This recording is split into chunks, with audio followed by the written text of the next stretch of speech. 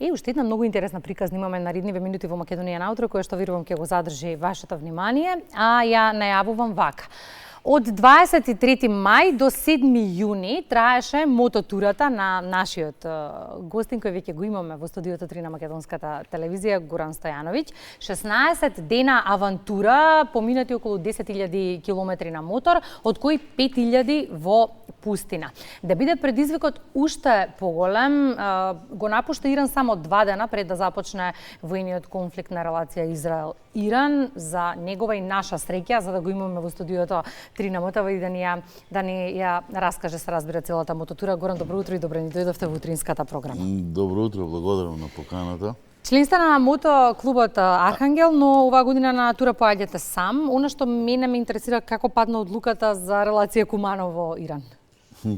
Па, вообичајно сите мотоџии бираат Европа за некои дестинации, али кај мене Европа, пошто ја имам изложено цело, нема никаков предизвик, пошто сите знаеме за Европа како е, и секогаш бирам така некои по-чудни дестинации кај што не одат полно луѓе или полно се плашат или имаат лоши информации, еве како на пример за Иран. Така, да. Имавме, јас лично исто мислев као сите, тука што имам информации погрешно и размислував цела Азија прво, пошто прошла година возев Грузија и Ерменија, исто дестинација која е невообичаена, посебно Ерменија, скоро никој да нема отидено тамо.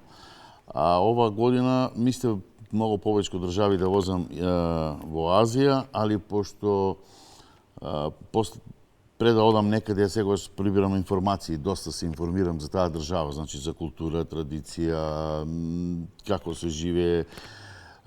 И кога гледав за Иран, тогаш видов дека Иран е преубав, со премногу историски знаменитости, многу разнолик, и е жалосно само да поминам кроз Иран. И така донесов одлука да оваа тура ќе биде само исклучиво за Иран и искрено воодушевен сум, фасциниран од сето тоа што го видов таму. Ќе ни раскажете во детали на Ридниве минути, што ме интересира е да појдеме од почеток.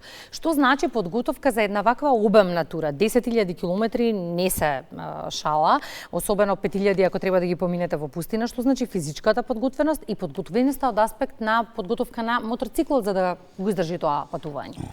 Прво, психофизичка подготвеност мора да е многу силна.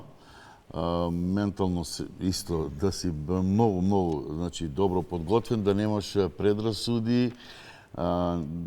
Вообичајно јас кога патувам, јас немам тоа, не гледам црно пред мене, па она ќе се случи, па ова ќе се случи, сега сам позитивен. По природа сум и таков човек. И моторот, имам 2 големи мотори.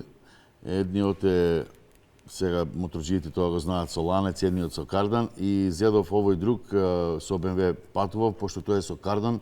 Во пустина кога ќе возиш, ланец е малку по-голем проблем, затоа што песок влегува во него. И така добро се спремив.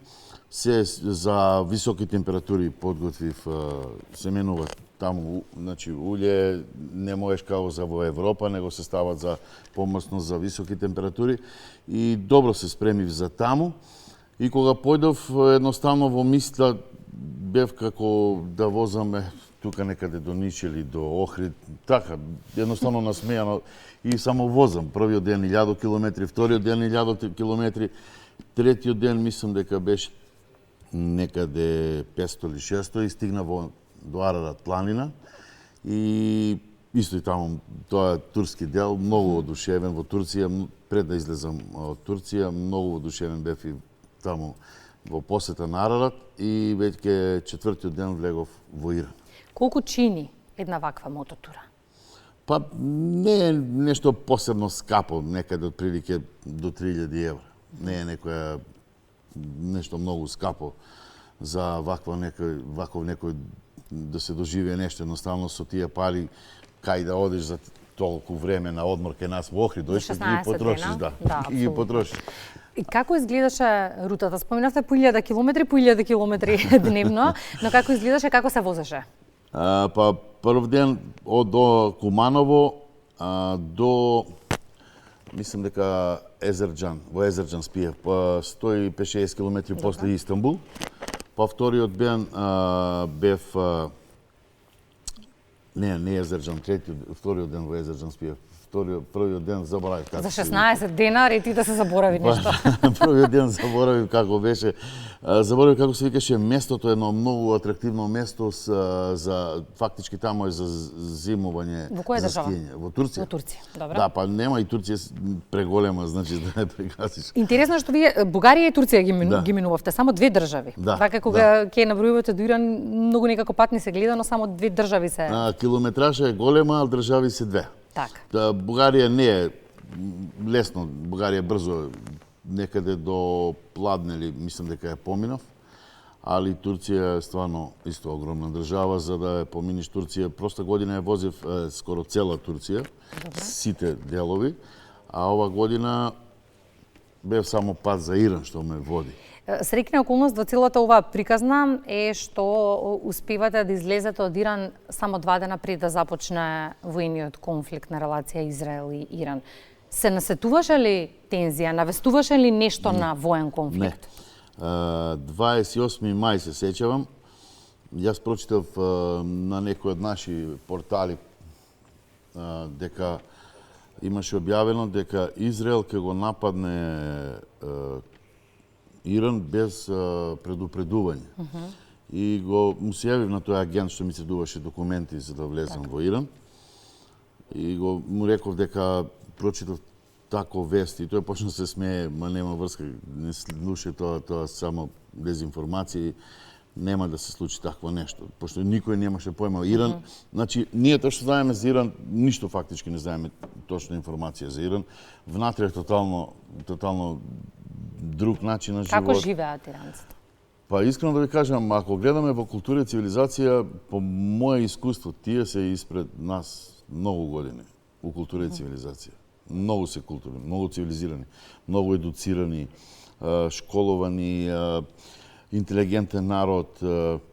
Значи, врска нема со ова, не се оптеретуваат со како ние тука на вести само гледаш кај се ратува, оној парти, нема ништо тоа таму. Луѓето се толку релаксирани и тие се, кога ќе одиш, сега тие се жалат, нормално, кој во секоја држава народ се жали, се нешто не му е добро, тоа е нормална појава кај народ, ама кај нив бесплатно е гориво, бесплатен е газ, бесплатна струја, бесплатно патарини, бесплатно школство, бесплатно здравство, јадење исто многу ефтино. Вашиот пријател не поверува на веста која што му ја соопштивте. Што вас ве натера? Кое беше тоа чувство кое што ви кажа Горан, време е да се замине дома? Не, јас не заминав, отоа се плаши од нешто. Затоа што турата беше Не, нема врска, ништо не се чувствуваше едноставно, немаше никакви знаци дека ќе се случи нешто. Не, јас само заминав затоа што јас имав уствари уште 3 дена, пошто таму едино со српски пасош може без виза. Добра. Сите други пасоши во Европа мора виза. И пошто имам двојно државјанство, така да влегов без виза и имав максимум 15 дена, фактички 14 дена да седам внатре без виза. И планирав уште 2 града требаше да поминам. Али тие градови, пошто ја веќе отидов доле јужно Персеполис во Персија, Стара Персија, таму веќе отидов скроз доле 2500-600 километра јужно во Иран. И кога размислував, преголема, тоа стварно не може да опишам таква вручина, значи 55 степена да возиш. А ние се жалиме на 38. Не, овдека во студио бања. Значи, тоа не може да се опише, не смееш, едноставно цело време си покриен, мора, секој си имав среќа купено добра опрема за екстремно жешки температури. И цело време седа си покриен, кацига не смееш едноставно да отвориш, зашто ако сонце не те спржи, ќе те спржи врел воздух. Значи, воздухот е толку жежок, јас не можам да опишам. И секогаш со мене носев по 4-5 термоси вода. И посебно во пустиња, кога возам кроз пустиња, кога ќе видам она некаде контейнер нешто, пошто имат тие на отприлике на 100-200 километри имат некаде контейнер за да се продава вода, лед. Ја секогаш застанува, купува така. Ово што со мене секогаш носе зелени сливи, црешни, зависи, што начекаме. Подготвен. Секогаш. Имаше ли непријатни случаи по пат? Па му се заблагодарувам на Господ. Не. Нешто вака, да стварно кажам нешто непријатно, не. Не, се беше, фала на Господ, перфектно. И помина се убаво, се спремавте многу подамна за Иран, но тоа не е единствената тура, мототура на која што сте биле низ годиниве. Можеме сега да издвоиме некоја како фаворит, омилена од изминативе години? И никоја која што останува на агендата за да се изреализира? Па, моментално, не знам сега, може би уште ме држат емоциите од Иран, најмилена ми е Иран. Исто и Ерменија ми исто одушевен сум, исто многу добар народ, многу фин. Едноставно не може тој делови, барем еве Ерменија се поклопува со Иран, со тој добар менталитет на луѓе. Јас не можам да опишам таму колку се тие луѓе добри, дружелюбиви, едноставно, не знам, мисли дека не постои таков народ на свет. Али ете, се изненадив, а за нешто што треба да се оствари, ми е пак планирам следна година, скоро цела Азија, значи таму Узбекистан, Таџикистан, Туркменистан, сите тие Пакистан, Киргизстан, Казахстан, сите тие држави и Русија. Само Русија нема да возам цела, пошто е преголема, најверојатно само јужниот дел. И што за тоа ќе ви треба од јуни до август, веројатно? Па да, ќе ми треба доста време, али ќе гледам да направам да не би не сете тоа одеднаш, пошто импресии се менуваат брзо. Сакам кога ќе отидам во една или две-три држави да ми останат импресии така, тоа доживување, да го имам тоа чувство. Па има време, фала Богу. Да, има време, се разбира, ние ќе ве следиме и со следната тура повторно ќе ве викнеме во Македонија наутро, секоја чест за ова. Уште нешто што сакав да ве прашам во контекст на моторциклот. Кога и како започна приказната со моторциклот? Кога прв пат седнавте на мотор? Се сеќавате? А не, па на мотор, ако гледаме тоа, значи уште кога сум бил малечок. Значи... Зошто и од каде љубовта кон моторот? Тоа ме интересира. Не знам, вајде тоа е вродено, немам појма. Почнавте со велосипед па на мотор или директно на мотор? Па да, во трето деление возев тој велосипед со брзини, а во пето деление веќе одев со автоматик, тоа време имавме, во пето деление веќе одев во основно училиште со автоматик. Во средна школа веќе бев на АПН 6, пошто тогаш тоа имаше, немаше нешто посебно, да. И немам појма, едноставно таа љубов, јас мислам дека се вродува. Не знам, едноставно полно луѓе ми го имаат поставено тоа исто прашање, од каде е љубов. Едноставно нека трае. Сакаш едноставно тоа те влече и на пример мене полно ми се чудат како можеш толку километри да извозиш. Да кажеме прошла година ми е рекорд во километража, 45.000 километри јам извозено на мотор. Тоа е значи стварно нешто многу. Ова година не верувам баш до толку дека ќе стигнам, али не знам, едноставно кога ќе седнам на мотор, тогаш се чувствувам свој и уживаме, немам проблем, не знам. Мора да кажеме дека моторџиите, голем дел од нив, зборувам за оние кои што се и членови на мотоклубови, апсолутно професионално си ја вршат својата работа и се однесуваат одговорно на улиците. Ова го кажувам во контекст на оние граѓани кои што знаат да кажат многу ни е проблем летно време на улиците, не знаеме што да правиме со мотоциклистите. Може би ова добар апел до сите кои што ќе седнат на моторцикл. Прав моторџија е господи. Така. Значи, може би делуваме малку така некако поради овие гардероби, малку како агресивни. Прав моторџија е господин со меко срце, со душа, секојаш гледа хуманитарец, секојаш гледа да помогне на некого кој му треба. Значи, моторџиите не се тоа што полно не представуваат дека сме ние, или слушаш мотори, има мотори некои со погласни ауспуси и така тој звук некако делува агресивно, уствари тие се многу меко срце има. Тоа се прави моторџија. Сега има некои оние. Не ова пишапула за оние другите. Да. Сега има тие оние што се покриваат со тоа, али не се такви. Али обично во клуб, ако не си добар како човек, Значи, не смееш да си алкохоличар, наркоман, да работиш со некој легален бизнис. Ако се примети нешто во клуб, веднаш те Да не зборуваме за почитување на правила во сообраќај.